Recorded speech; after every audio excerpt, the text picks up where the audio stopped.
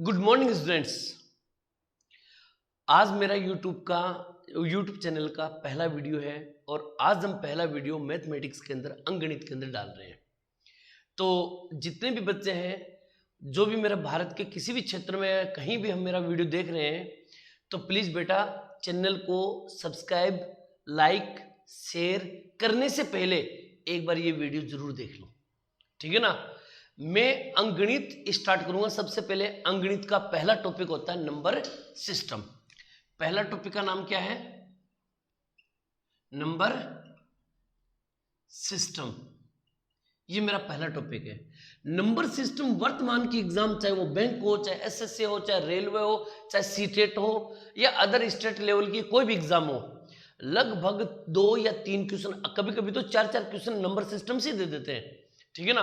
वर्तमान की एग्जाम के लिहाज से ये सबसे बेस्ट टॉपिक है, ठीक है ना। तो आपको सबसे पहले मैं बता दूं, आज हम पढ़ेंगे डे नंबर 1। अच्छा, नंबर सिस्टम को हम डे वाइज पढ़ेंगे, डे 1, डे 2, डे 3, डे 4, क्योंकि ऐसे पढ़ने से पूरे टॉपिक कवर हो जाएगा। क्लियर? डे 1 के अंदर जैसे मैं क्वेश्चन कराऊंगा 1 नंबर, 2 नंबर, 3 नंबर, तो आप ये सब के सब नोट्स तैयार कर लीजिएगा। प्लीज बच्चा एक न्यू कॉपी ले लीजिएगा, ऊपर हेडिंग लिख दीजिए नंबर सिस्टम और एकदम शानदार टॉपिक तैयार कीजिएगा। जब ये पूरा टॉपिक आप पढ़ लो ना, मेरे पास डे 1 पढ़ लो, तब बेटा आप अपने मन से पूछना कि आपको कैसा लगा। अगर अच्छा लगे तो सब्सक्राइब कीजिए बेटा जी, शेयर कीजिए, लाइक कीजिए बेटा जी, क्योंकि अगर आप ये करोगे तो मुझे भी अच्छा लगेगा, मैं भी मोटिवेट हूँ बेटा, ठीक है। तो चलिए हम पहले टॉपिक को स्टार्ट करते हैं जी। ओके बेटा जी, ठीक है। चलिए बेटा जी, आज का अपना पहला क्वेश्चन है, प्राकृत संख्या कौन सी है? ओके बेटा, ध्यान से सुनना। देखो, प्राकृत संख्या को इंग्लिश में कहते हैं नेचुरल नंबर। क्या कहते हैं? Natural number. आप आराम से मेरे लेसन को ध्यान से देखिएगा। एक का क्वेश्चन, कोई बच्चा सोच रहा होगा कि यार क्या छोटी छोटी बातें बता रहे हैं, ये आगे जाके बहुत हैरान कर देंगे ये बातें आपको, इसलिए अभी से ध्यान देना इस चीज पे। प्राकृत संख्या को इंग्लिश में कहते हैं नेचुरल नंबर। शुरुआत कहां से होती है सर? 1 से। 1, 2, 3, 4, 5, 6 ये प्राकृत संख्या है। क्लियर? प्राकृत संख्या को इंग्लिश में कहते हैं नेचुरल नंबर। शुरुआत होती है 1, 2, 3, 4, 5, 6 ये हो गई। अब यहां एग्जामिनर आपसे क्या क्या सवाल पूछ सकता है? सवाल नंबर 1 क्या तो आपसे ये पूछेगा, बताओ सबसे छोटी प्राकृत संख्या कौन सी है? क्या तो ये सवाल पूछेगा। या फिर आपको सवाल पूछेगा, संख्या पद्धति की सबसे छोटी इकाई कौन सी है? 2 सवाल। अगर आपसे पूछा जाए कि सबसे छोटी प्राकृत संख्या कौन सी है, तो आप बोलोगे सर सबसे छोटी प्राकृत संख्या तो 1 है। क्लियर? लेकिन अगर प्रश्न पूछा जाए कि संख्या पद्धति की सबसे छोटी इकाई कौन सी है, संख्या पद्धति की सबसे छोटी इकाई कौन सी है, तो याद रखना प्राकृत संख्या। कौन सी होगी? प्राकृत संख्या। ये बात ध्यान रखना दोनों प्रश्न बेटा जी। अगर सवाल ये पूछा जाए कि सबसे छोटी प्राकृत संख्या कौन सी है, तो 1, सब संख्या पद्धति की सबसे छोटी इकाई कौन सी है, तो आप क्या बोलोगे? प्राकृत संख्या। क्लियर? तो ये था अपना पहला क्वेश्चन। आगे बढ़े, इसको नोट कर लो फटाफट बेटा जी।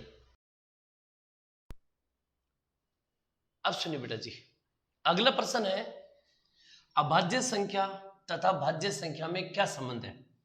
बात को समझे बेटा जी। हमने इससे पहले जस्ट एक नाम पढ़ा है, प्राकृत संख्या। क्या पढ़ा बेटा जी? प्राकृत संख्या। प्राकृत संख्या जो होती है ना बेटा जी, प्राकृत संख्या जो होती है वो 2 प्रकार की होती है बेटा जी। कितने प्रकार की होती है? 2 प्रकार। एक तो होती है भाज्य और एक होती है बेटा जी अभाज्य संख्या। क्लियर? बड़े तरीके से पढ़िएगा बेटा जी, एकदम शानदार, ध्यान दीजिए इस बात पे, ठीक है ना। प्राकृत संख्या 2 प्रकार की होती है, एक भाज्य और एक अभाज्य। भाज्य संख्या को हम कह सकते हैं संयुक्त संख्या, याद रखना। इसी संयुक्त संख्या को हम कह सकते हैं यौगिक संख्या, और इसी यौगिक संख्या को हम कह सकते हैं मिश्रित संख्या। समझ आई मेरी बात? ये भाज्य संख्या, संयुक्त संख्या, यौगिक संख्या और मिश्रित संख्या। और अभाज्य संख्या को हम कह सकते हैं रूढ़ संख्या। क्या बोल सकते हैं? रूढ़ संख्या। इंग्लिश में प्राइम नंबर बोलते हैं बेटा इसको, ठीक है ना? ये आ गया। अब आप ये कहोगे हाँ सर ये तो बात समझ में आ गई कि इसके नाम है, आखिर ये है क्या चीज? तो एक बार मैं फिर से वापस आता हूं। देखो ये क्या नाम है? प्राकृत संख्या। प्राकृत संख्या होती है एक, ध्यान से सुनिएगा बेटा जी। प्राकृत संख्या कौन कौन सी होती है? 1 2 3 4 5 6 7 8 9 10 11 12 13 14 15 ये। देखो भाज्य संख्या का मतलब होता है कोई एक ऐसी संख्या जिसके हम टुकड़े कर सकते हो, जिसके हम फैक्टर कर सकते हो, जिसके हम गुणनखंड कर सकते हो, जिसको हम विभाजित कर सकते हैं, ठीक है ना? अब आप कहो कैसे सर? जैसे 2 है, क्या 2 के हम टुकड़े कर सकते हैं? आप बोलोगे हाँ सर 2 का भाग दे सकते हैं। तो जब 2 में 2 का भाग दिया तो टुकड़े कहाँ हुए? ये तो नहीं होंगे। 3 के टुकड़े कर सकते हो? तो आप बोलोगे नहीं सर 4 के टुकड़े होते हैं, 2 गुणा 2, 2 दूनी 4। हो गया? समझ गए? तो जिनके टुकड़े आप कर सकते हो वो सबकी सब भाज्य संख्या होगी। जैसे 4, 6 के भी टुकड़े कर सकते हो आप, 8 के भी टुकड़े कर सकते हो आप, 9 के भी कर सकते हो, 10 के भी कर सकते हो, 12 के भी टुकड़े कर सकते हो, 14 के भी कर सकते हो, 15 के भी कर सकते हो। जिनके आप टुकड़े कर सकते हो वो भाज्य संख्या है। जैसे 4, 6, 8, 9, 10, 12, 14, 15, ये सब के सब क्या है? भाज्य संख्या है। अगर मैं इनको हटा दूं, मान लो इनको मैंने हटा दिया, ये लो इनको मैंने हटा दिया है, ये लीजिए इनको मैंने हटा दिया, क्लियर? अब जिनका टुकड़े हो सकते हैं उनको तो मैंने लिख दिया, बाकी जो संख्या बची वो कौन सी संख्या होगी? अभाज्य संख्या। जैसे एक तो होगी 2, एक होगी 3, 5, 7, 11, 13, 17, 19, ये सब की सब क्या है? अभाज्य संख्या है। क्लियर? अब सुनिएगा ध्यान से। अब आप ये कहोगे कि सर ये समझ गए भाज्य है, ये अभाज्य है। क्लियर? ठीक है? आप ध्यान दिए होंगे तो मैंने ये बोला था कि प्राकृत संख्या 1 से शुरू होती है, 1 2 3 4 5 है ना? लेकिन अगर एक बात आप अच्छी तरह समझोगे तो ये पता चलेगा मैंने 1 को ना तो इसमें लिखा ना इसमें लिखा। क्यों सर? अब मैं बताता हूं, सुनिएगा। 1, क्या आप 1 के टुकड़े कर सकते हो? तो आपने बोला सर नहीं कर सकते टुकड़े। चलो कोई बात नहीं, तो ये भाज्य तो हो नहीं सकती। अगर 1 के टुकड़े नहीं हो तो ये अभाज्य संख्या तो कहलाएगी। अगर मैं इसको अभाज्य संख्या में लिख दूं, अगर मैं इसको अभाज्य संख्या में लिख दूं तो यहां एक गड़बड़ होती है बेटा। क्या? अभाज्य संख्या का एक नियम होता है बेटा जी कि जितनी भी संख्याएं जो है ना वो आपस में डिवाइड नहीं होनी चाहिए, आपस में डिवाइड नहीं होनी चाहिए। जैसे 2 का भाग 3 में नहीं जाना चाहिए, 3 का भाग 5 में नहीं जाना चाहिए। लेकिन अगर मैं 1 को शामिल कर लूं तो 1 का भाग 2 में भी जाता है, 3 में भी जाता है, 5 में भी जाता है, तो यहां पर नियम का उल्लंघन हो जाएगा, नियम टूट जाएगा। इस नियम को बचाने के लिए हम ये कहेंगे कि 1, अब सुनिएगा ध्यान से, यहां पर NOTE याद रखिएगा बात भाई। 1 न भाज्य है, न भाज्य है, न अभाज्य है, ना तो भाज्य और ना अभाज्य, ये बात ध्यान में रखना। 1 न 1 ना तो भाज्य होती है ना अभाज्य होती है। इस बात को अच्छी तरह से अपने दिमाग में फीड कर लेना बेटा जी, ठीक है ना? ये था अपना दूसरा क्वेश्चन। एक बात बताऊं बेटा जी, एक एक चीज आराम आराम से बता रहा हूं, ध्यान सुनना, अच्छी तरह समझना, ठीक है ना? ये अपना दूसरा क्वेश्चन था। अब आपके दिमाग में एक सवाल आता है, सर हम ये तो समझ गए, लेकिन सर एग्जाम में प्रश्न किस टाइप का आएगा? एग्जाम में प्रश्न किस टाइप का आएगा? तो सुनो बेटा जी ध्यान से। अगर मैं आपको ऐसे लिख दूं, एग्जाम का प्रश्न देखना, सबसे छोटी, अब 3 चीजें, नंबर 1, नंबर 2, नंबर 3, सबसे छोटी भाज्य संख्या बताओ, सबसे छोटी समभाज्य संख्या बताइए, सबसे छोटी विषम भाज्य संख्या बताइए, विषम भाज्य संख्या बताइए। आपसे 3 सवाल पूछ सकता है, सबसे छोटी भाज्य संख्या, सबसे छोटी समभाज्य संख्या, सबसे छोटी विषम भाज्य संख्या। एक बात देखोगे आप, भाज्य भाज्य भाज्य, इसका मतलब ये हो गया कि इसमें से कोई ना कोई सवाल आपसे पूछेगा। अरे भाज्य भाज्य भाज्य यानी कि आपको इसका उत्तर यदि ढूंढना है, टटोलना है, तो इसमें से ढूंढोगे। अब देखो, सबसे छोटी भाज्य संख्या, इनमें सबसे छोटी संख्या कौन सी है? 4, लिख दो 4, खत्म कहानी। सबसे छोटी समभाज्य संख्या भी 4 ही है बेटा जी। सम का मतलब जिसमें 2 का भाग पूरा पूरा जाए वो सम है, तो वो भी 4 ही होगी। लेकिन अगर ये पूछ ले कि सबसे छोटी विषम भाज्य संख्या, तो हमें पता है ये सम, ये सम, ये सम, लेकिन ये क्या होगी? विषम। इसलिए यहां पर आंसर कितना आएगा? 9। बोलो भी मेरे लाडलो, समझ में आया नहीं आया? क्लियर? इस तरीके से बेटा जी आपका ये सवाल है। इसी प्रकार दूसरा, अगर मैं आपको कह दूं कि बताओ सबसे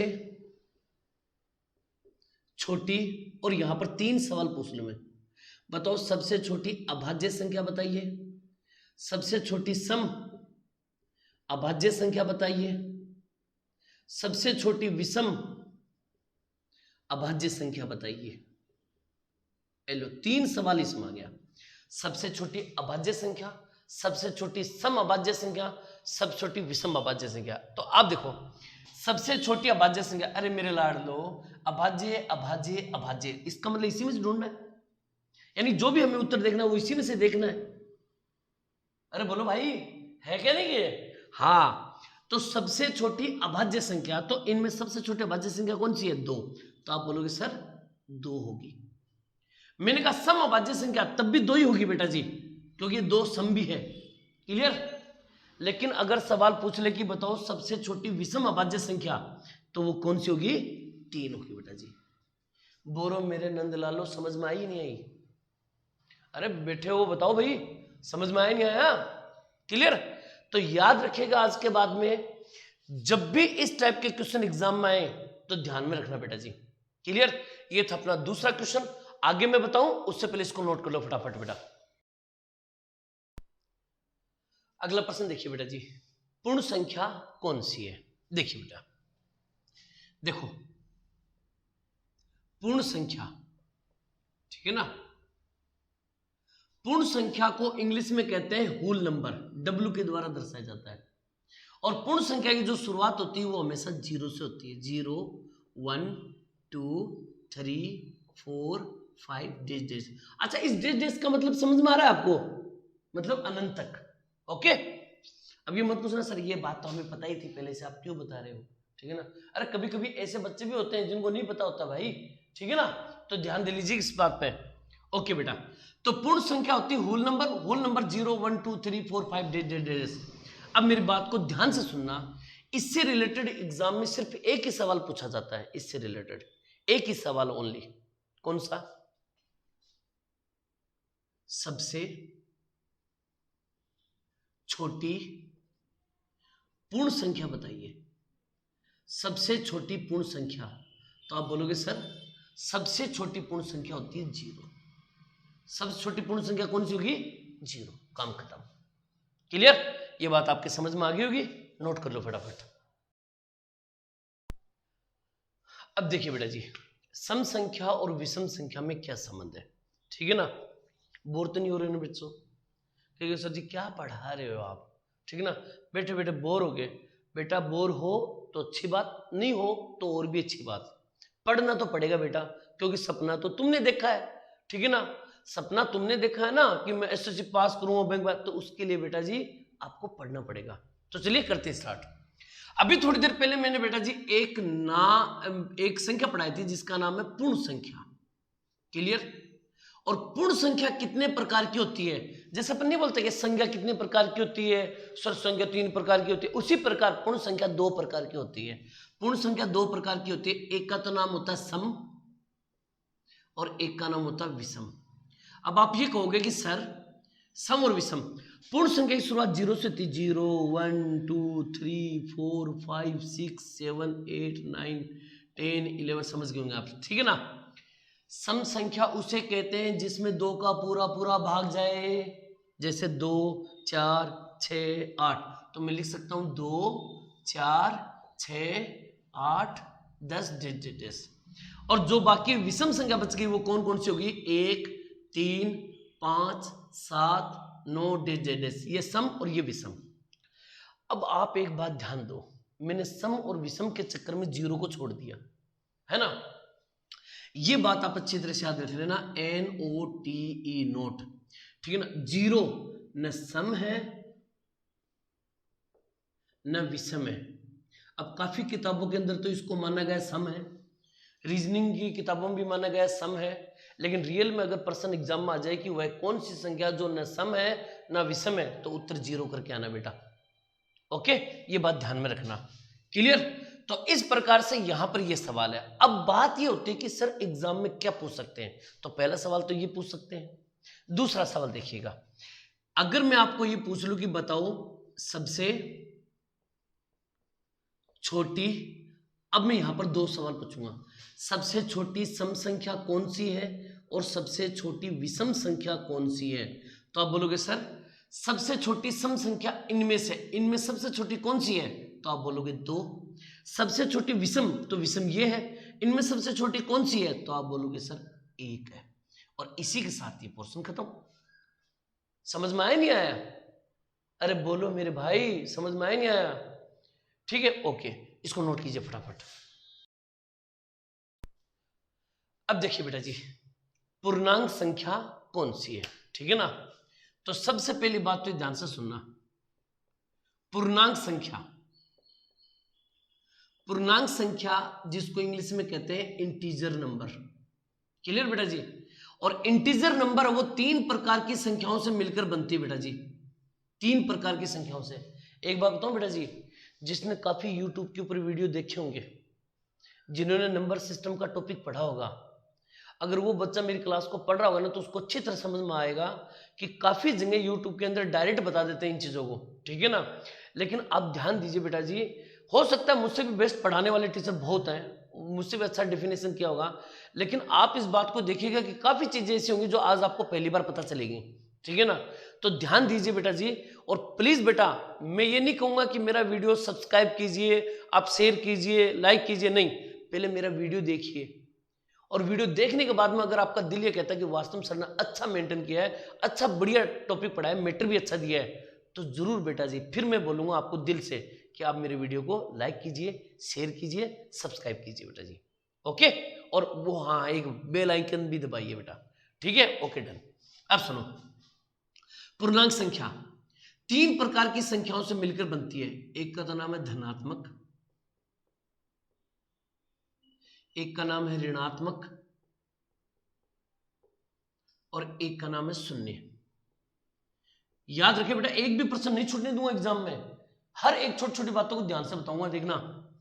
धनात्मक संख्या 1, 2, 3, 4, 5 यानी कि पॉजिटिव नंबर को धनात्मक संख्या बोलते हैं। ऋणात्मक संख्याएं माइनस का 1, माइनस का 2, माइनस का 3, माइनस का 4 ये आ गया। शून्य मतलब 0, ये आ गया, क्लियर। इसे बोलते हैं पूर्णांक संख्याएं। अब इससे रिलेटेड एग्जाम में कौन कौन से प्रश्न आते हैं उस पर भी ध्यान दे लेते हैं। अभी तक बैंक की एग्जाम में एक सवाल पूछा गया था कि सबसे बड़ा ऋणात्मक पूर्णांक कौन सा है। दूसरा सवाल, और सबसे छोटा धनात्मक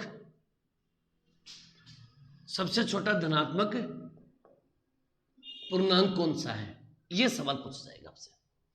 अब मुझे बताओ ये क्या नाम है, धनात्मक, ये रहा धनात्मक, और इसमें पूछा सबसे छोटा, तो इनमें सबसे छोटी संख्या कौन सी है, तो आप बोलोगे 1, तो इसका आंसर 1, क्लियर। ये कौन सा है, ऋणात्मक, ये रहा ऋणात्मक। इनमें देखना हमें, अब मैं अगर आपको ये कहूं कि 5 और 4 में सबसे बड़ी संख्या कौन सी है, तो आप बोलोगे सर 5 सबसे बड़ी संख्या है। लेकिन अगर मैं इसके माइनस लगा दूं और मैं कह दूं अब बताओ बड़ी कौन सी है, तो बेटा इस बार बड़ी ये हो गई, समझ गए। इसका मतलब ये होगा इनमें सबसे बड़ी संख्या कौन सी है, तो सबसे बड़ी संख्या -1 है। ये IBPS की एग्जाम में पूछ चुके हैं, ठीक है ना। तो याद रखिएगा ये पर्सन, देखो बेटा टॉपिक पढ़ो, ऐसा पढ़ो कि उसकी एक रग रग अच्छी तरह समझ में आ जाए, ठीक है ना, उसके आपका पूरा बायोडाटा समझ में आ जाए। तो इसको फटाफट नोट कीजिए बेटा जी, आगे और अपन पढ़ेंगे, उससे पहले नोट कीजिए फटाफट बेटा। अब देखिए बेटा जी, अगला प्रश्न है पूर्ववर्ती संख्या तथा परवर्ती संख्या में क्या संबंध है। देखो बेटा, इससे पहले मैंने एक संख्या पढ़ाई आपको, पूर्णांक संख्या। पूर्णांक संख्या, उसी पूर्णांक संख्या के 2 प्रकार होते हैं बेटा जी। पूर्णांक संख्या के कितने भेद हैं, कितने टाइप्स हैं, कितने प्रकार हैं, तो आप बोलोगे 2 प्रकार होती हैं। एक होती है पूर्ववर्ती और एक होती है अनुवर्ती। इसी अनुवर्ती का दूसरा नाम होता है परवर्ती, और इसी परवर्ती का दूसरा नाम होता है उत्तरवर्ती, LOB, ठीक है ना। पूर्ववर्ती, अनुवर्ती, परवर्ती, उत्तरवर्ती, क्लियर बेटा जी। अब बात को समझिएगा, आराम से समझिएगा। सर ये पूर्ववर्ती क्या होता है और अनुवर्ती क्या होता है, ध्यान से सुनिएगा। पूर्व मतलब होता पहले, जस्ट इससे पहले, जैसे मैं कह दूं 5 का पूर्ववर्ती बताइए। C-TET की एग्जाम में प्रश्न आ चुका बेटा, ये 5 का पूर्ववर्ती बताए तो आप बोलोगे 4। 5 से पहले क्या आता है, 4। मैंने कहा अनुवर्ती, परवर्ती, उत्तरवर्ती। अगर मैं कह दूं कि 8 का अनुवर्ती बताइए या परवर्ती बताइए या उत्तरवर्ती बताइए, ठीक है ना, तो आपको क्या करना है, 8 का अनुवर्ती होता है 9। अनुवर्ती का मतलब होता है इसके बाद आने वाली संख्या, परवर्ती का मतलब, पूर्ववर्ती का मतलब होता है इससे पहले आने वाली संख्या, ठीक है ना। ये दोनों बात याद रखिएगा। एक प्रश्न SSC के एग्जाम में भी आ चुका है, प्रश्न ये दे रखा था कि 247 का पूर्ववर्ती तथा परवर्ती, पूर्ववर्ती तथा परवर्ती का योग क्या होगा, ये प्रश्न पूछा था। हो सकता है कि भविष्य में आपको योग पूछा, आगे जाके अंतर भी पूछ ले, हो सकता है, ठीक है ना। और यहां पर 247 हो सकता है आपको ये भी कहते 3 अंकों की सबसे बड़ी संख्या का पूर्ववर्ती और परवर्ती का योग बताओ, अंतर बताओ। यहां कोई भी संख्या दे सकता है आपको, बात समझना। अब समझना कैसे, देखिएगा, ये क्या नाम है, पूर्ववर्ती। पूर्व मतलब होता पहले, 247 का पूर्ववर्ती 246, क्लियर, और 247 का परवर्ती 248। भाई इसके बाद आने वाली संख्या 248 और इससे पहले आने वाली संख्या 246। अब उसने पूछा है किसका योग बताइए, भाई साहब दोनों को जोड़ दो। अरे बोलो मेरे नंदलालो बोलो, तो आप बोलोगे 246 प्लस 248, दोनों को जोड़ दो प्लस 8 6 14 चौको सलकी 1, ये होगा 4 4 8 और 1 9 और ये 4 494, यही इसका आंसर है। अगर योग पूछे तो जोड़ दो, अंतर पूछे तो घटा दो। समझ में आया नहीं आया? चलिए ओके बेटा जी, नोट कीजिए इसको फटाफट। अब अगला प्रश्न देखिए बेटा जी, परिमेय संख्या, अपरिमेय संख्या, वास्तविक संख्या में क्या संबंध है, क्लियर। देखिए सुनिएगा, परिमेय संख्या, परिमेय संख्या, क्लियर, और फिर है अपरिमेय संख्या, अपरिमेय संख्या, उसके बाद में है वास्तविक संख्या, वास्तविक संख्या।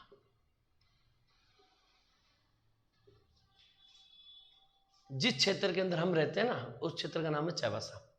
चाईबासा में एक आवाज मुझे बहुत अच्छी लगती है, जिसमें बोलते हैं कई बार, क्या बोलते हैं, अबे कहाँ जा रहे हो तुम, अबे क्या कर रहे हो, कभी को बोलते हैं ना, बड़ा मजा आता है मुझे इस लैंग्वेज में, बहुत शानदार मजा आता है। और एक यूट्यूब पे एक टीचर है तो बहुत मस्त गाने वाने करता है, जो बोलते हैं तुम्हारे सिवा कुछ ना यू चाहत करेंगे। चलिए करते रहेंगे, आगे करते स्टार्ट बेटा जी। देखो, परिमेय संख्या, अपरिमेय संख्या और वास्तविक संख्या, ठीक है ना। लाइफ में एंजॉय भी करो, लेकिन बेटा पढ़ाई पे विशेष ध्यान दो। ओके बेटा, सुनिएगा, परिमेय संख्या, अपरिमेय संख्या और वास्तविक संख्या। देखो बेटा, 1 2 3 4 5 डेस ये परिमेय संख्या है। सर 0 माइनस का 1 माइनस का 2 माइनस का 3 डेस ये भी परिमेय संख्या है, ठीक है ना। और उधर अपरिमेय संख्या, जितने भी सिंबल है, जैसे पाई थीटा, ठीक है ना, और इनफाइनेट, एक्सपोनेंशियल e की पावर, एल्फा, बीटा, गामा, ये जितने भी सिंबल है वो सब के सब अपरिमेय संख्या है। लेकिन मेरे लाडलो सुनो ध्यान से, अगर बट्टे में संख्या लिख दी जाए, जैसे 1/2, 7/10, 22/7, 13/17, कोई भी संख्या बट्टे में हो, चाहे वो प्लस की हो चाहे वो माइनस की हो, चाहे प्लस की हो चाहे माइनस को, इससे कोई फर्क नहीं पड़ेगा, बट्टे में होनी चाहिए। अगर संख्या बट्टे में है तो वो भी परिमेय संख्या होगी। लेकिन मेरे लाडलो सुनो, कोई भी सिंबल हो तो अपरिमेय, लेकिन अगर सिंबल का मान दे दिया, जैसे पाई का मान होता है 22/7, आपसे पूछ लिया जाए कि 22/7 क्या है, तो आप बोलोगे अरे 22/7, हाँ ओ पाई का मान है, इसका मतलब पाई अपरिमेय संख्या। इतना ज्ञान मत लगाना, 22/7 बट्टे में संख्या आ रही है। अगर बट्टे में संख्या है तो मतलब जाहिर सी बात है जो भी संख्या बट्टे में आएगी वो परिमेय संख्या होगी। तो मैं सीधी सीधी भाषा में बता दूं, अगर कोई सिंबल है तो अपरिमेय, और यदि कोई सिंबल का मान दे दिया जाए, सिंबल का मान दे दिया जाए तो वो अपरिमेय संख्या। कौन सी संख्या होगी? अपरिमेय संख्या होगी। क्लियर? समझ में आया नहीं आया? तो गर्दन में मत हिलाओ आप लोग इसे, हाँ हाँ सर समझ में आया, इसको अच्छी तरह समझना ही आपको। ओके डन, आगे दो। अब सुनो आगे, अगर मैं लिख दूं 0/1, 0/2, 0/3, 0/4, तो ये सब संख्या भी कौन सी होगी? परिमेय संख्या होगी।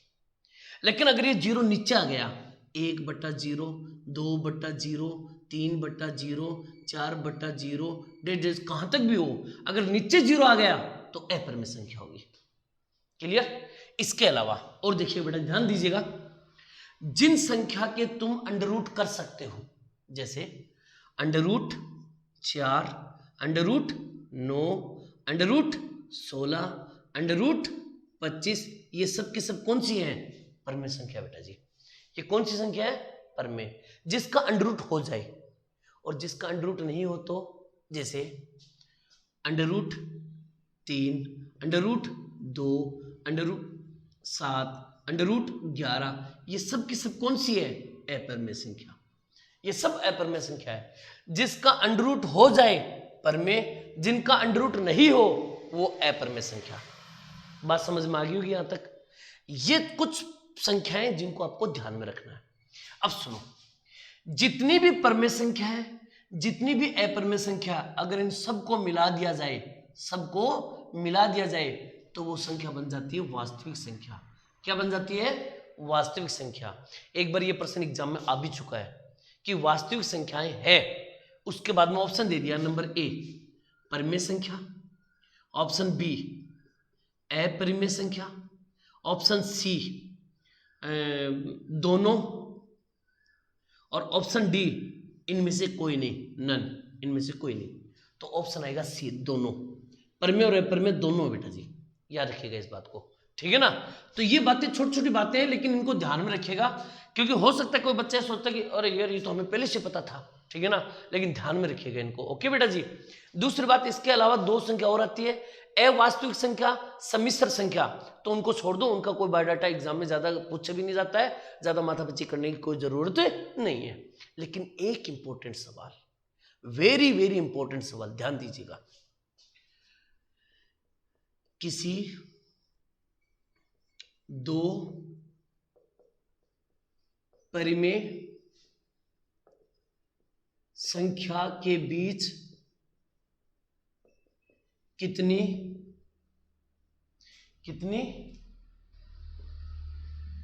परिमेय संख्या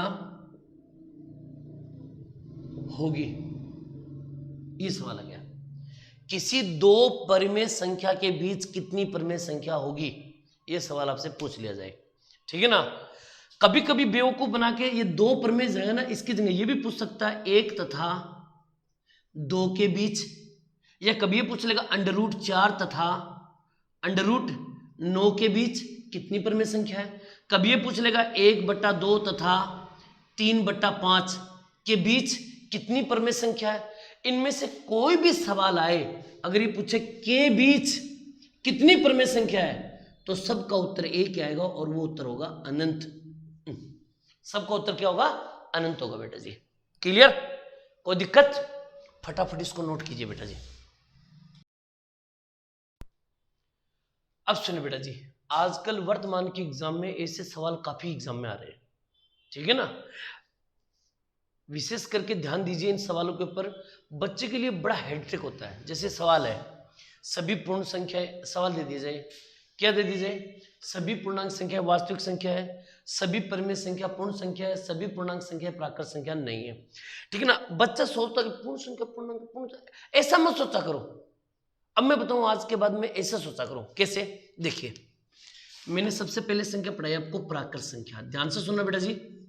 प्राकृत के बाद में पूर्ण संख्या, पूर्ण के बाद में पूर्णांक संख्या, और पूर्णांक संख्या के बाद में परिमेय संख्या, ठीक है ना। ये क्रम याद रखिएगा बेटा जी, ठीक है ना। दिख रहा होगा शायद, नहीं दिख रहा क्या? तो थोड़ा साफ लिख देते हैं। पूर्णांक संख्या, और पूर्णांक के बाद में परिमेय संख्या, और परिमेय के बाद में वास्तविक संख्या। आप बोलोगे सर परिमेय संख्या कहाँ गई? उसको छोड़ दो एक बार। वैसे 5 संख्या के तुम क्रम याद रखिएगा। सबसे पहले प्राकृत, पूर्ण, पूर्णांक, परिमेय और वास्तविक। अब मैं बताता हूं इसका उत्तर कैसे सही तरीके से करना है। ध्यान से सुनिएगा बेटा जी, उत्तर देखो मैं कैसे बताता हूं, सुनिएगा ध्यान से। इस सवाल को देखो, ध्यान सुनिएगा। सभी पूर्णांक, सबसे पहले क्या नाम आया? पूर्णांक। जो पहला नाम आए उस पहले वाले पे क्लिक कर लो, ये रहा पहला नाम आए, उसके ऊपर क्लिक कर लो, और क्लिक करके आप इसे इधर जाओ, इधर चलते जाओ, इधर हर बार इधर जाना आपको, हर बार उधर जाना आपको, हर बार पूर्व की तरफ चलते रहो, चलते रहो, चलते रहो। आगे चलने पर यहां पर क्या नाम आ रहा है? वास्तविक संख्या। क्या आगे चलने पर कहीं भी वास्तविक संख्या है? आप बोलोगे हाँ सर ये रहा। अगर हम इधर चलेंगे तो वास्तविक संख्या सर ये रही, इसका मतलब इस साइड में वास्तविक संख्या है। आप बोलोगे हाँ सर है, इसका मतलब ये क्या है? सत्य है, ये सही है, ये बात सही है। क्लियर? चलो और दूसरा देखते हैं। मान लो, थोड़ा सा ध्यान दो बेटा, थोड़ा सा ध्यान दो, ठीक है ना। सामने होते तो 2-3 डायलॉग सुना के भी याद करवा देता बेटा, ठीक है ना। अब देखो, वैसे भी आप सामने हो बेटा। सभी परिमेय संख्या पूर्ण संख्या है, सभी परिमेय संख्या, तो पहला नाम कौन सा है? परिमेय। तो परिमेय के ऊपर क्लिक कर दो, ये रहा परिमेय, पहला नाम है परिमेय। और परिमेय करने के बाद में इस साइड में बढ़ो, हर बार पूर्व साइड में बढ़ते जाओ, बढ़ते जाओ, इस साइड में बढ़ो, इस साइड में बढ़ो। आगे कौन सी संख्या है? पूर्ण संख्या। क्या आप इस साइड में जाओगे तो क्या पूर्ण संख्या है इधर? अरे भाई इधर पूर्ण संख्या है क्या? आप बोलोगे नहीं सर इधर तो पूर्ण संख्या नहीं है, इसका मतलब ये गलत है, ये असत्य है। ये क्या है? असत्य, ये बात गलत है। समझ में आई मेरी बात? थोड़ी सी कोशिश करो बेटा, अच्छा समझ में आएगा। लीजिए बेटा जी, हटाओ इसको। एक लास्ट पॉइंट देखिए कैसा है। सभी पूर्ण संख्याएं प्राकृत संख्या नहीं है, सभी पूर्ण संख्याएं प्राकृत संख्या नहीं है। तो आप बोलोगे सर सभी पूर्ण संख्या, यानी कि ये रही, पूर्ण के ऊपर क्लिक कर दिया और हम इधर बढ़ेंगे, हर बार इधर बढ़ेंगे, हर बार इधर। आगे देखो प्राकृत संख्या है, क्या इस साइड में प्राकृत संख्या आएगी? क्या इस साइड में प्राकृत संख्या आएगी? आप बोलोगे सर नहीं आएगी, और वो भी क्या बोल रहा है? नहीं है। हमने क्या बोला? सर नहीं है। उसने भी क्या बोला? नहीं है। इसका मतलब ये बात क्या बोल रहा है? वो सत्य बोल रहा है, सही है बात ये। समझ में आई मेरे प्यारे बच्चों? ठीक है? अरे समझ में आई मेरे भाई? ओके बेटा, अब इसको आप नोट कर लीजिए फटाफट। ये मेरा आज का पहला डे था मैथमेटिक्स का। आई होप कि मेरे प्यारे बच्चों आपको सभी को ये टॉपिक अच्छा समझ में आया होगा। देखो बेटा जी एक बात तो मैं आपको, ये मेरा आज यूट्यूब का पहला डे और पहला वीडियो है, और मैं चाहता हूं कि ये वीडियो सबके सब बच्चे देखें, जो भी आपके फ्रेंड सर्किल में है रिलेटेड हो, प्लीज़ बेटा उसको ये वीडियो जरूर शेयर करें। और एक बार देखना, मैं विश्वास दिलाता हूं, ये तो मेरा पहला दिन है। धीरे धीरे जैसे जैसे मैं आपको आगे बढ़ता चलूंगा वैसे वैसे हार्ड क्वेश्चन भी करवाता रहूंगा, और आगे क्वेश्चनों का लेवल जब बढ़ेगा ना तो आप ये कहोगे सर बहुत मजा आ रहा है। ठीक है ना। इसलिए आज का टॉपिक आपको कैसा लगा मुझे जरूर कमेंट कीजिए, और प्लीज बेटा अगर अच्छा लगे तो चैनल को सब्सक्राइब कीजिए, शेयर कीजिए, लाइक कीजिए, अपने फ्रेंड सर्किल के अंदर बताइए, और बेटा जी जल्दी जल्दी इनको सब्सक्राइब कीजिए बेटा जी। ठीक है। और आगे में जैसे जैसे सब्सक्राइब बढ़ेंगे मैं आपको एकदम शानदार मैटर लेके आऊंगा। इससे पहले मेरे इंट्रोडक्शन क्लास है, आप उसमें देख लीजिए मैं क्या क्या पढ़ाऊंगा, कैसे कैसे मैं पढ़ाऊंगा, वो इंट्रोडक्शन क्लास जरूर देखिएगा। ओके बेटा जी, तो चलिए मिलते हैं नेक्स्ट क्लास में, तब तक आप लोगों से अलविदा। जय हिंद, जय भारत बेटा जी, थैंक यू।